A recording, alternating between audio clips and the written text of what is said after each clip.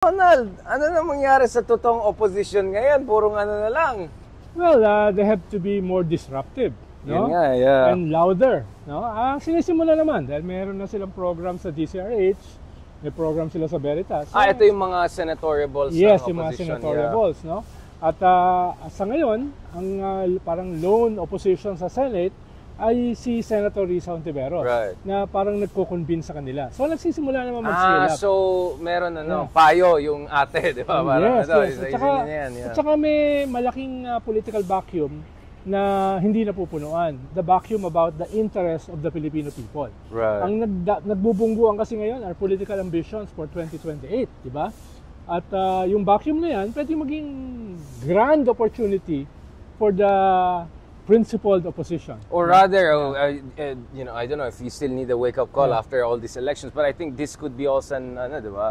I mean, the rise and fall of the House of Duterte, which is not totally impossible, could be also kind of a moral story, di ba? If you live by the sword, di ba? Yes, kung halimbawa noong 2016, the dynamics between fellow liberals, Grace Poe, Mar Rojas, Right. Jojo Binay, no, ay nakalusot yung isang disruptor like Duterte. In this case, sila naman ang pwede mag-disruptor, diba? Jiu-jitsu mo, di ba? Diba? Yung unit team na parehas populist, parehas may authoritarian tendencies, no, ay nagbabanggaan, fundamentally, antagonistically, then they should present themselves as the third pole, the third alternative. Kung kaya nilang magbuo ng coalition with the Tulfos, that will be excellent. But what should be the elements of a disruptor opposition aside from doing TikTok, doing radio? I mean, like, that's not disruptor in the sense that ginagamit na yan for a while. Like, what kind of messaging, kind of approach? They should learn from the Dutertes and the Tulfos. They have to create a brand, no? A brand na hindi naman unnatural for them.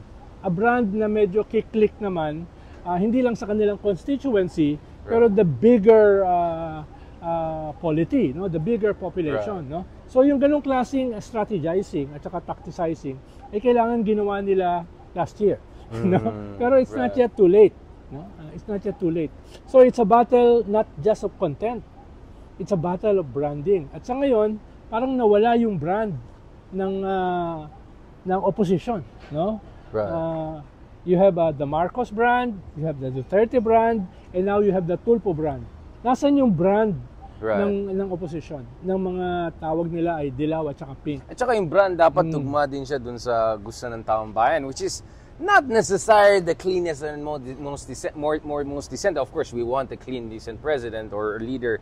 But I think pagdating sa mga data na nakita natin, ang gusto talaga ng tao is people get things done. No? Yes. Decisive, single-minded, action, di ba? Get things done. Ang problema nila ay kino-opt ng mga Duterte yung kanilang traditional issues like anti-corruption. Biro mo, anti-corruption ngayon ng mga Duterte, di ba? Like foreign policy. Binaliktad naman ng mga Duterte. Sila yung mga pacifists, no? Sila yung mga anti-war. For diplomacy, multilateralism. No? So, kailangan din nilang i-co-opt yung naka-opt sa kanila ng message. In a new vein, in a new peg, in a new brand, no? Yun ang kailangan nilang gawin. Pero sino ba naman tayo? Tayo ay mga marites na marites lang na sa gilid-gilid, no? Kahit nakikinig ang iba, ayaw aminin na wala naman nakikinig sa atin. nakikinig, no? So, meron nakikinig pero ayaw aminin na nakikinig sa atin. And learn from history, no? Yeah. Learn from history, no? Right. Kaya nandito tayo sa Ilustrado dahil of course. gusto nating makaugnay ang kasaysayan, I know.